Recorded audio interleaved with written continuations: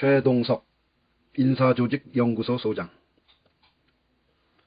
이낙연은 민주시민이 원했던 개혁들, 즉 검찰개혁, 언론개혁, 사법개혁 등을 손도 대지 못한 채 국무총리 당대표를 맡았었다. 그러다가 느닷없이 사면론을 소신이라면서 내놓았다. 드디어 그의 내심을 드러내기 시작했다. 이낙연의 실체를 잘 모르던 민주시민들은 아닌 밤중에 봉창 두드리는 소리를 들어야 했다. 대선 후보로 나섰으나 지지율이 떨어지자 이재명에 대한 네거티브로 전력 투구하고 있다. 그러면 그럴수록 지지율은 더 떨어졌다. 그러자 더 세게 네거티브를 한다. 그러니까 지지율은 3분의 1, 4분의 1 토막이 났다.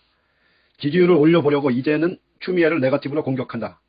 이낙연은 검찰개혁을 위해 노력했다는 변명을 하려고 MBC 지상파 방송사에서 검찰개혁 끝장 토론을 진행했으나 이것은 쇠스랑으로 자기 발등을 찍은 셈이었다. 여기서 추미애 장관에 대해 언급했기 때문이다. 추미애가 가만히 있을 리 없다.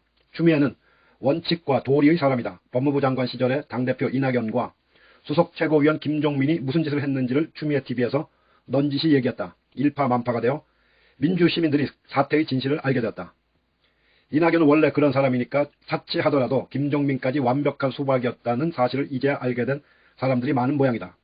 이낙연 옆에 있는 사람들이 다 수박, 호박, 오이들이라는 것을 확실하게 알게 된 것이다. 유유상종이라는 말은 진리다. 누구와 함께 하느냐가 바로 그 사람의 정체성을 보여준다. 노무현이 말했잖아. 문재인이 자기 친구라고. 이낙연을 보면 안철수가 생각난다. 이낙연은 제2의 안철수라 할 수 있기 때문이다. 안철수가 정치판에 나왔을 때 나는 그를 비판하곤 했다. 이름 꽤나 있는 유명 인사들이 대거 그를 따라 나섰다. 나는 그들을 한심하게 생각했다. 나를 잘 알고 있던 학교 선배들이 사람을 잘못 본 것이라면서 안철수를 비판하는 나에게 화를 냈다. 그들은 안철수를 옹호하는데 열을 올렸다. 요즘은 그들의 꼴이 보이지 않는다.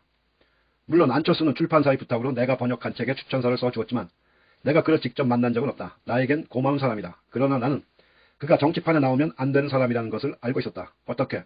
나는 역량 진단으로 훈련받은 사람이다. 그리고 그의 말과 행동을 대강은 알고 있었다. 아마도 내 몸의 세포에 기억되어 있는 역량 진단 프로그램이 잠재의식 중에 작동하고 있었는지도 모른다. 그 안철수를 따라갔던 사람들 치고 제대로 불린 사람들이 있나? 정치학자로 이름 꽤나 날리던 최장집 교수가 안철수를 따라갔다가 망신을 당했다. 아니나 다를까. 요즘 최장집 교수가 하는 말을 듣고 있자면 한심무인지경에 이른 것 같다.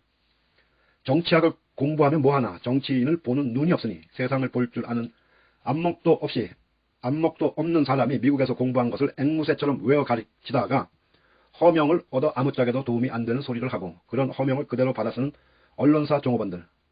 이 얘기를 하려고 한 것은 아니고 아침 산책 얘기를 간단히 하려다가 여기까지 왔는데 아무튼 이낙연을 따라 나선 사람들의 미래가 훤히 보여서 최동석 인사조직연구소 소장. 이낙연의 역량 진단을 다시 해야 할 정도로 큰 이슈다. 추미애의 김종민에 관한 이야기가 사실이라면 이낙연은 김종민을 시켜서 조국과 추미애의 검찰개혁을 방해했다는 것인데 이는 매우 중차대한 문제이기 때문이다. 나는 추미애의 진술이 사실로 보인다. 이낙연과 김종민 둘이서 짝짝꿍하면서 만든 검찰개혁 끝장 토론에서 한 얘기는 내가 봐도 자기들끼리 지어낸 것이라는 느낌뿐이었다. 내 기억으로는 2019년 7월 인사청문회 첫날 윤석열이 윤대진 검사 친형인 용산 세무서장 윤우진의 불법 행위와 관련해서 아무런 관계가 없었다는 답변을 했었다. 그런데 웬걸 윤석열이 특수부에서 함께 근무하다 나간 이남석 변호사를 소개해 주었다는 진술의 녹음을 뉴스타파에서 그날 밤에 틀어주었다. 이것은 윤석열이 문제가 많은 인간이었다는 명확한 증거였다. 그럼에도 김종민은 인사청문회 둘째 날 윤석열을 끝까지 비호했다. 윤석열이 거짓 증언을 했고 비리를 저지른 의혹이 있음에도 김종민은 윤석열을 엄호했다. 이 사건은 결코 사사로운 일이 아니다. 지금까지 민주시민을 상대로 어마어마한 속임수를 벌여온 것으로 보인다. 180석으로도 검찰개혁과 공수처 설치가 미적거리게 되었는지 거의 확실하게